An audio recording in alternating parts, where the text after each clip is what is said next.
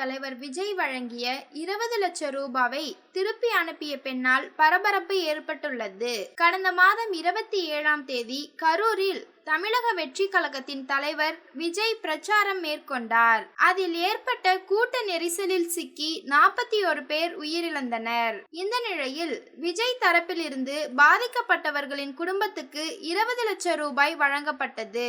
இதில் கூட்டத்தில் உயிரிழந்த ரமேஷ் என்பவரின் மனைவி சங்கவிக்கு பணம் அனுப்பப்பட்டது.